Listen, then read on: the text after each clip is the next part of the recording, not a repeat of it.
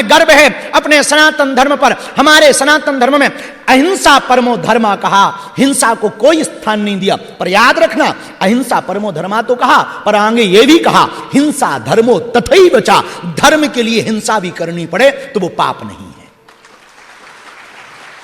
ये हमारा सनातन धर्म है, हमें गर्व है और आपको भी गर्व होना चाहिए अपनी सनातनी परंपरा पर, अपनी वेद परंपरा पर। हमारे यहां पर वृद्धों का सम्मान, बुजुर्गों का सम्मान हमारे यहां पर अनेक जरूर रहे, भाषाएं अनेक थी, बोलचाली अनेक हैं, पहनावा भारत के अनेक हैं, लेकिन भारत के दिल में और भारत के लोगों के दिलों में यदि कुछ धड़कता है तो वो सिर्फ एकता धड़कती है, वो सनातन का पर्याय धड़कता है। नदियां अनेक होती हैं पर पहुंचती सागर में हैं, पेड़ की टहनियां अनेक होती हैं पर वो जुड़ी पेड़ से, वृक्ष से रहती। वैसे ही हमारी सनातनी परंपरा है। पंथ अनेक हैं, मत अनेक हैं, संत अनेक हैं, पर सबका सिद्धांत एक ही है, विश्व में शांति हो। हमारे भारत के फिजी, मॉरिशस, नेपाल आदि देशों में जहां जहां हिंदुत्व परंपरा को मानने वाले, कंबोडिया, इंडोनेशिया, मॉरिशस आदि देशों में जहां भी हिंदू परंपरा के टेंपल्स हैं, मंदिर हैं, उन मंदिरों में आरती के बाद एक जय घोष जरूर लगाया जाता, धर्म की जय हो, अधर्म का नाश हो, प्राणियों में सद्भावना हो, विश्व का कल्याण हो। एकमात्र सनातन धर्म है जो पूरे विश्व के कल्याण की कामना मांगता है। यह हमारा सनातन धर्म है। हम जिस सनातनी परंपरा से आते हैं, हमारी सनातनी परंपरा में सबसे पहले अतिथि देवो भव का चरितार्थ किया गया। हमारे घर पर कोई अतिथि आ जाता है तो हम उसको अवॉइड नहीं करते हैं, हम खुद भूखे रह सकते पर अतिथि को भूखा नहीं रहने देते। ये हमारा सनातन धर्म है।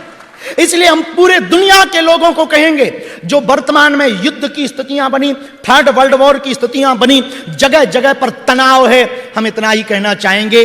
अभी कुछ दिन पहले अमेरिका की कंपनी नासा ने मून पर एक यान भेजा है जिसमें 5 मनुष्य, शायद 4 मेल 1 फीमेल, 5 लोगों का एक पूरा ग्रुप चंद्रमा की यात्रा करने गया और वहां से पृथ्वी की तस्वीर भेजी। और पूरी पृथ्वी की तस्वीर देखने के बाद एक बड़ी मजेदार चीज है, किसी भी देश की दीवार नहीं दिखाई पड़ रही। न ऑस्ट्रेलिया न्यूजीलैंड की दिखाई पड़ रही, न भारत पाकिस्तान की दिखाई पड़ रही। पूरी पृथ्वी की एक तस्वीर आप देखें। और हम मजेदार बात कहें, अमेरिका, इजराइल और ईरान का युद्ध चल रहा, भगवान की कृपा हुई कि सीज फायर हुआ, भला हुआ। यदि अमेरिका के राष्ट्रपति, इजराइल के राष्ट्राध्यक्ष और ईरान के राष्ट्राध्यक्ष हमारी बात सुने, शायद ये बात पहुंचे, कोई अंग्रेजी में डब करके भेजें, तो हम उनको एक बात जरूर कहना चाहेंगे, तुमसे ज्यादा खतरनाक युद्ध हमारे देश में हुआ महाभारत का, लेकिन जिस जमीन के लिए महाभारत लड़ी गई वो जमीन आज भी डली है, लड़ने वाले निपट गए।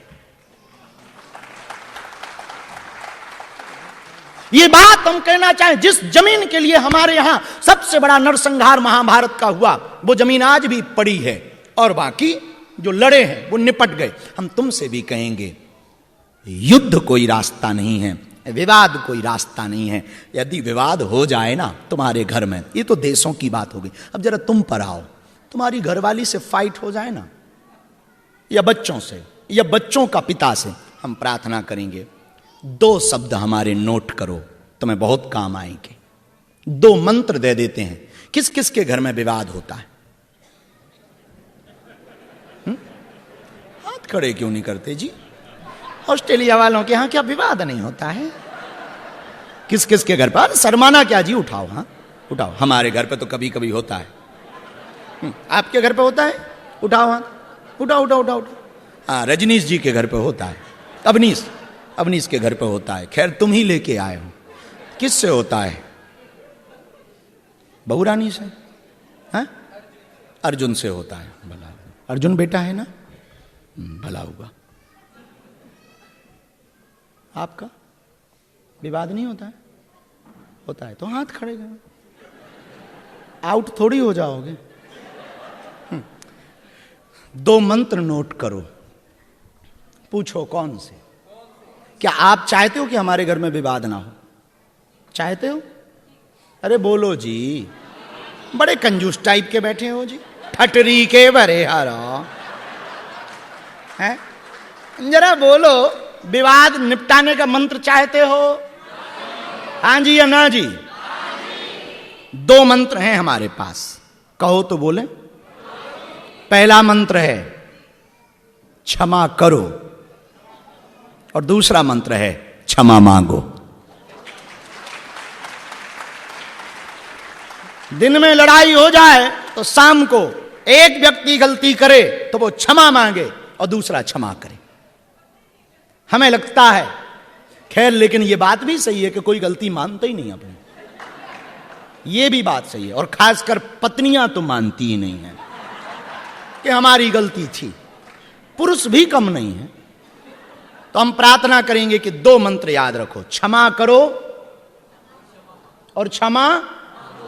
अंग्रेजी का एक शब्द है सॉरी, कोई सॉरी कह दे तो लड़ाई खत्म। लड़ाई हो जाए सॉरी कहो, लड़ाई खत्म। अस्पताल में डॉक्टर सॉरी बोल दें तो शब्द वही है पर बड़ा खतरनाक। क्षमा करो और फिर से बोलो जरा जोर से, क्षमा करो और क्षमा मांगो। यदि आपके पास ये उदार दिल है तो हमें लगता है आप शांति के नजदीक हैं। उस शांति किसी माता जी का नाम नहीं है। हाँ, शांति का मतलब संतुष्टि, शांति का मतलब तृप्ति, शांति का मतलब जिसकी खोज में तुम्हारा जन्म हुआ। तुम आज तक भाग ही इसीलिए रहे कि हमें शांति मिले। और हमारे पास तो बड़े बड़े लोग आते हैं, वो कहते हैं गुरुजी भगवान की कृपा से मकान है, गाड़ी है, बंगला है, एक ही दिक्कत। हम पूछते क्या? मन शांत नहीं रहता। हमने कहा आप क्यों नहीं शांत रहता? जब सब कुछ है तो फिर भी मन शांत क्यों नहीं रहता? तब हमें एक बात समझ में आई। पूछो क्या? अरे जोर से तो पूछो, और जोर से पूछो। मन शांत ना रहने का एकमात्र कारण है और वो है हमारी अपेक्षाएं।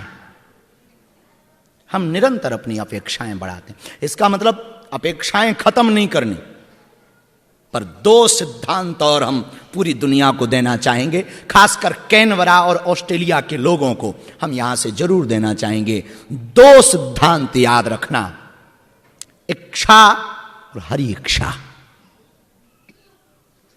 तुमने जो सोचा वो इच्छा है और पूरी ना हो तो समझना हरि इच्छा है।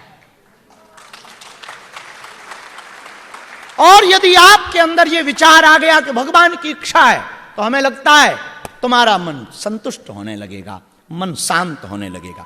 एक कथा हमको याद आई, तुम्हें बड़ा आनंद आएगा। किसी गांव में एक फकीर रहता था, साधु रहा होगा हमारे जैसा। बीच रास्ते में एक दिन लेट गया, हाथ की तकिया बनाई और लेट गया। उस जमाने में राजाओं का जमाना था, तो एक सम्राट वहां से निकला। तो सम्राट के मंत्री ने इशारा किया कि जरा साइड हटो, राजा आ रहे हैं। तो उस फकीर ने लेटे लेटे कहा कि अभी अपने सम्राट को बोलो कि अभी शहंशाह आराम फरमा रहा है। तो मंत्री को बड़ा बुरा लगा। उसने ऊपर से नीचे तक 2-3 बार देखा, फटे कपड़े, बड़े बाल, लंबी लंबी दाढ़ी, और ये अपने आप को शहंशाह बोल रहा है। तो मंत्री ने कहा कि तुम शहंशाह लग तो नहीं रहे, साधु तो साधु होता है। उसने भी कहा तुम भी कुछ नहीं लग रहे। ये बात चल ही रही थी कि राजा को लगा बड़ी देर हो रही, तो राजा उतरा। राजा ने मंत्री से पूछा कि क्या बात है?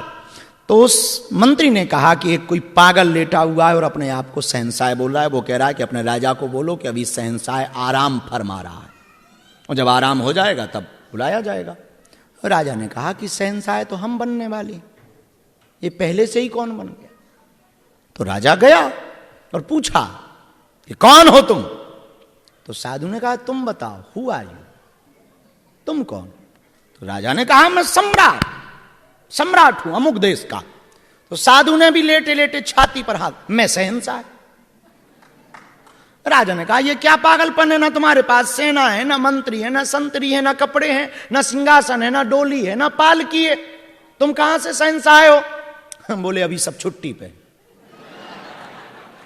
है, तो हम शहंशाह है पर सब छुट्टी पर हैं। शहंशाह है इसलिए छुट्टी पर है तो कुछ है नहीं है। तो राजा ने कहा कि लग नहीं रहे, साधु ने कहा तुम भी नहीं लग रहे। अब राजा का दिमाग चकराया। साधु ने इसके बाद ठीक पूछा, कहां जा रहे हो? राजा ने कहा कि सामने वाले देश के ऊपर युद्ध करने जा रहे हैं और हम युद्ध करेंगे और उस देश पर चढ़ाई करेंगे, उस देश को जीतेंगे। साधु ने कहा फिर क्या करोगे? बोले फिर कुछ नहीं करेंगे, पूरी दुनिया में हमारा राज हो जाएगा। साधु ने कहा राज करके करना क्या चाहते? बोले कुछ नहीं, राज करके कुछ नहीं करना है, सब जगह का कच्चा तेल हमारा होगा।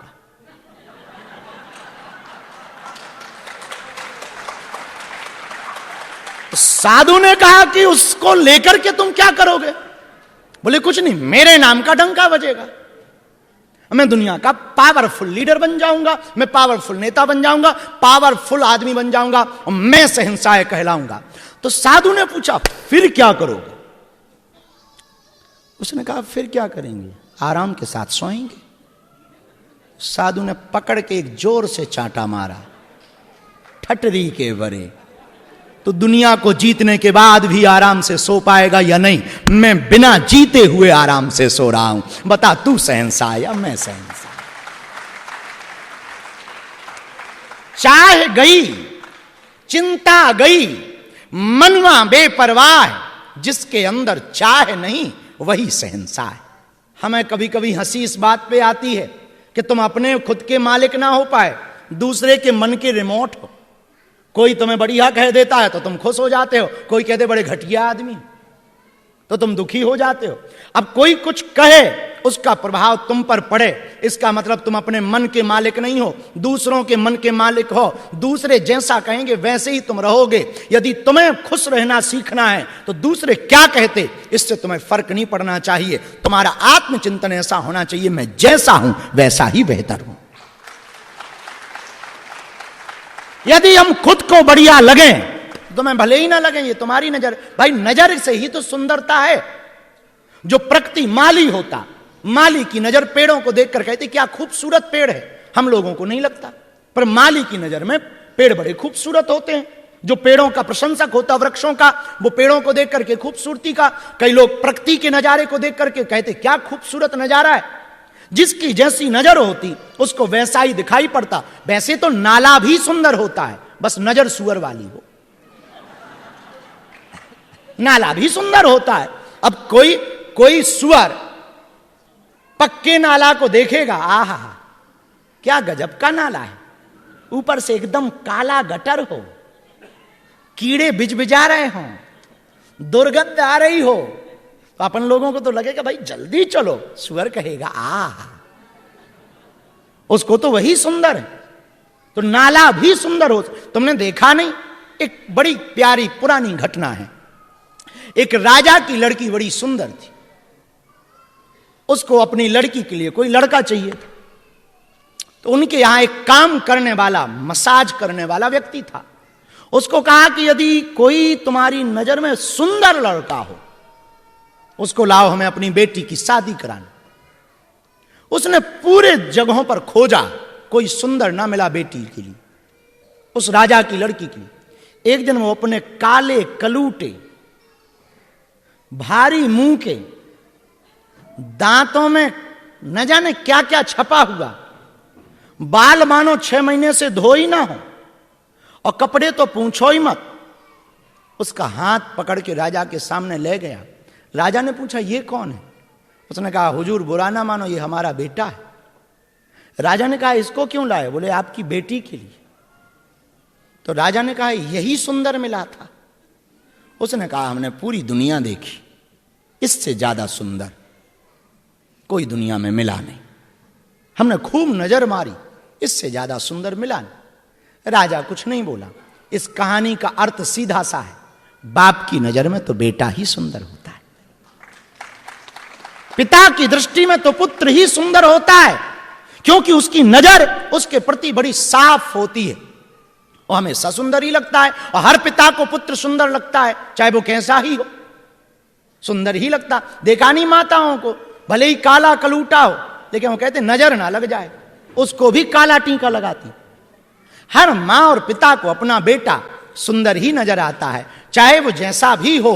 मेरे पागलो, खेल पूरा आंखों का है, जगत सुंदर हो सकता, बस तुम्हारे देखने की दृष्टि ऐसी हो जाए कि दुनिया के प्रति तुम्हें अच्छा अच्छा दिखने लगे, तो सब जगह अच्छा है। और एक बार बुरा देख, कोई हमारे बारे में तुम्हें कुछ कह दे कान में, बाबा ऐसा है, फिर हम भले ही हनुमान जी को पा जाएं तुम्हें वैसे ही दिखेंगे।